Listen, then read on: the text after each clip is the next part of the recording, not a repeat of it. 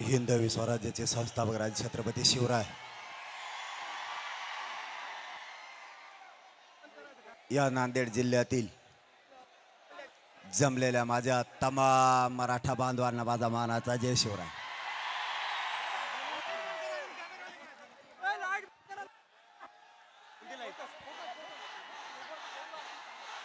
शिवाजी महाराजांच्या पुतळ्यापासल्या प्रशासकीय यंत्रणेला विनंती आहे की ते फोकस बंद करण्यात यावेत। फोकस बंद करण्यात यावेत। फोकस। मराठा समाजाच्या आरक्षणाच्या प्रश्नासाठी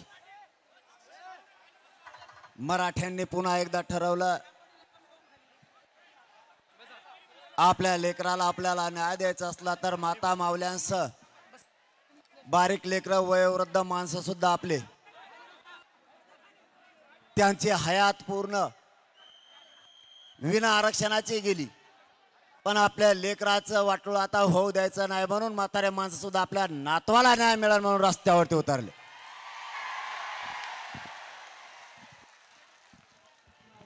सरकारनं मराठ्यांवरती कितीही डाव टाकले, ए मध्ये हलवून फिरव म्हणायचं नाही। आता ते माईक फेक अजिबात बाजूला ठेवायचा कोणी बी। सरकारनं मराठ्यांवरती डाव टाकायचं ठरवलं। सरकारनं छगन भुजबळाच्या माध्यमातून पुन्हा सरकार त्याच्या आडोशाला लपायला लागलं। सरकारने त्याला मंत्रिपदही दिलं आणि त्या मंत्रिपदाच्या जोरावर त्यानं ओबीसीचे पडेल फिडेल सगळे आमदार गोळा करायला सुरुवात केली। बहुतेक देवेंद्र फडणवीस साहेबांनी सांगितलं असावं की तू यांना गोळा कर, मी तुला साथ देतो। कारण ज्या सरकारमध्ये छगन भुजबळ राहतोय, मग छगन भुजबळ इतकी मस्ती आलीच कशाची। मराठ्यांचं अंतर्वाली शांततेत आंदोलन सुरू आहे।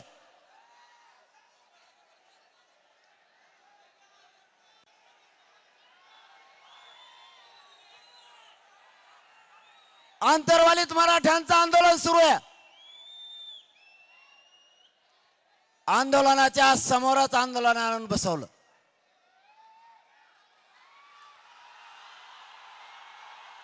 याचा अर्थ होतो छगन भुजबळला सरकारचा पाठिंबा आहे आणि मराठ्यांशी त्यांना दंगल घडवून आणायची। मराठ्यांना मी शांततेचं आव्हान केलं आणि मराठा शांत बसला। जर मराठ्यांनी ठरवलं असतं छगन भुजबळला दंगल करायची आणि छगन भुजबळला उत्तर द्यायचं तर मराठ्यांनी त्याला चेटी सुद्धा घालून दिली नसती।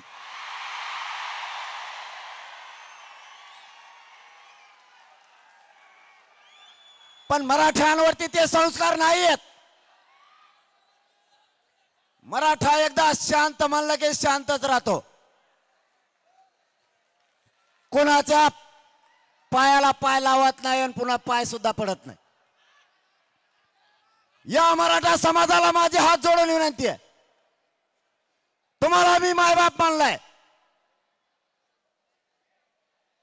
तुमच्याशी मी कधी दगा करणार नाही, फक्त शांततेत राहा।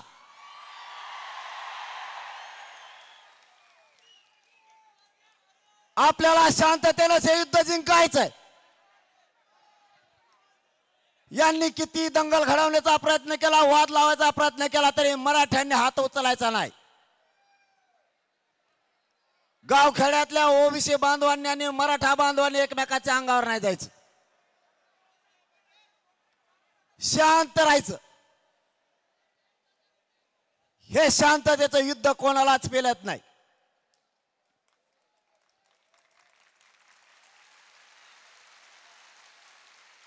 मराठा समाजाला मी मायबाप मानलं।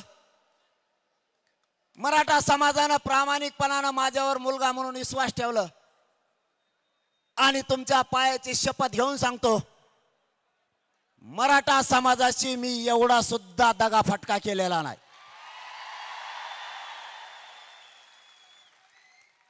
माझ्या शरीराची पुरी चालणी होऊन बसली. चालताना बसताना उठताना मला शरीर साथ देत नाही. सरकारनं माझ्यावरती हल्ले करायचे प्रयत्न केले. माझ्या विरुद्ध षडयंत्र रचले. मला जेलमध्ये टाकायसाठी SIT सुद्धा नेमली. पण हा मराठा खानदानी जातवान मराठ्यांचे क्षत्रिय अवलाद आहे.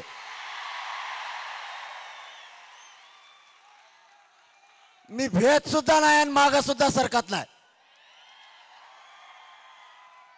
तुम्हाला दिलेला शब्द आणि 6 करोड मराठा माझा जो आशानं आणि अपेक्षेनं माझ्याकडे बघतोय की हे पोरग निष्ठावान आहे, या शब्दाला मी कधीच तुमच्या डाग लागू देणार नाही. सरकारचं मायबाप हेच दुःख नाही. मी त्यांना मॅनेज बी होत नाही, इकत नाही, फुटत नाही. बाकीच्या लोकांसारखं मी नाही केलं. खरं सांगतो तुम्हाला, छत्रपतीच्या पवित्र भूमीत उभा आणि त्यांच्या पुतळ्याजवळ उभा यांनी काही दिलं असतं, पण सगळ्यावरती लाथ मारली फक्त माझ्या जातीसाठी. आई बापा हो, माझी एकच इच्छा आहे शेवटची, माझ्या गोरगरीब मराठ्यांना, करोडो मराठ्यांना आरक्षण देऊन त्या पोरांच्या अंगावर वर्दी चढलेली बघायची, बस एवढं स्वप्न.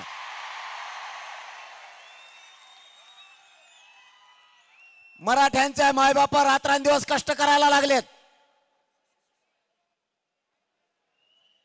मराठ्यांच्या नोकरदार वर्गाने 1-1 रुपये मागे ठेवून मुलं शिकवल्यात. व्यावसायिक मराठ्यांनी सुद्धा 1-1 रुपये जमा करून आपले लेकरं शिकवल्यात. मराठ्यांनी वेळोप्रसंगी उस तोडले. आपल्या आईबापानं वेळेप्रसंगी मुलाला मुलीला जर पैसे कमी पडले, व्याजानं काढले. वेळेप्रसंगी त्या मायबापाचं रानही गेलं.